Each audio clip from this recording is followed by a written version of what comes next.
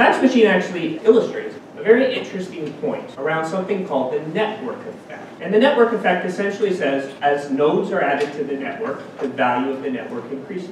What if you were able to take each node in that network and amplify it exponentially by making it smarter or making it faster? Now, fax machines can't do that, but people can. When you put them in the right environment, you get this amplification effect of your people. More content, faster, smarter people. Back in 2009, a guy named Nicholas Carr wrote a great article called IT Doesn't Matter. In there, he actually said, what makes a resource truly strategic is not ubiquity, but scarcity. Technology is not a competitive differentiator for your company. You all have it, but what separates the winners and the losers are those who figured out how to make it work for them.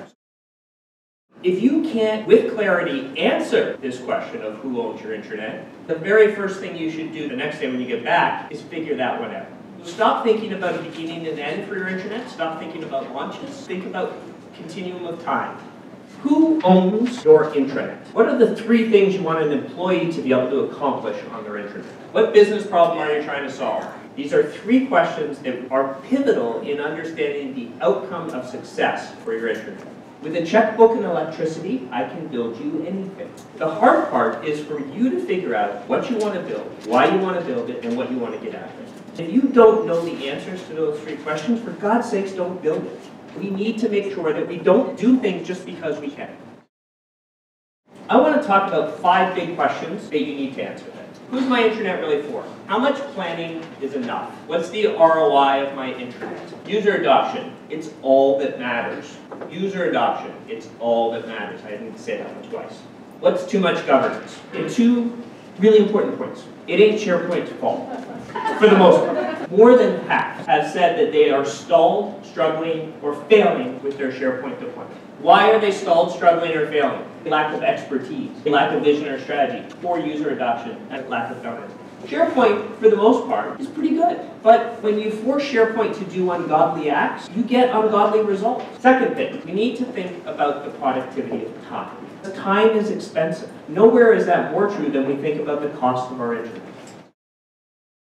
Time is your enemy when it comes to anything that we do on the internet. There is more new stuff being added into our job descriptions every single day. If your planning cycle to build your intranet is an extra long amount of time, you're going to miss something. Perfect is your enemy. Aim for good enough. Number 2, not adhering to Pareto's law. Pareto's law is the 80-20.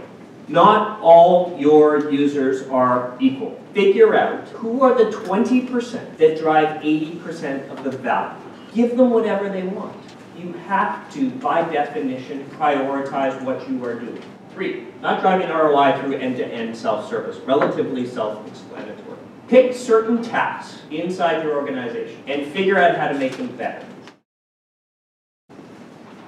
Oh, that's it, 1 minute. All right. User adoption matters almost over anything else. All right. IT investment as a percentage of the U.S. economy has reached a 14-year high. What's that mean? It means we're buying software like drunken sailors, right? We are just buying technology. However, enterprise software effective usage rates have stalled and end user loss productivity is averaging 17%. We're buying software, but we have no bloody idea how to use it.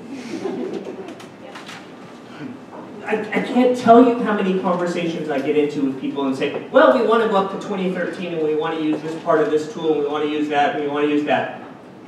And yet their search is broken. Or yet you can't even submit a simple form. But they're in love with the next shiny thing. We, and I'll bundle myself in, are in love with the next shiny object. And we need to curb that habit. So the rule of thumb, when you are relaunching your intranet, this is how much you plan on doing. Take half, take that other half, and throw it back into user adoption and training.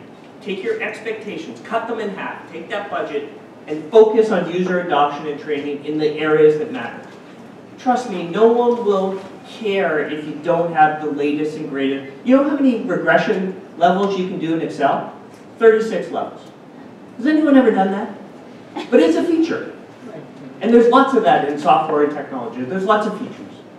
Last one, because Stephen's going to get upset. Last one, too much governance.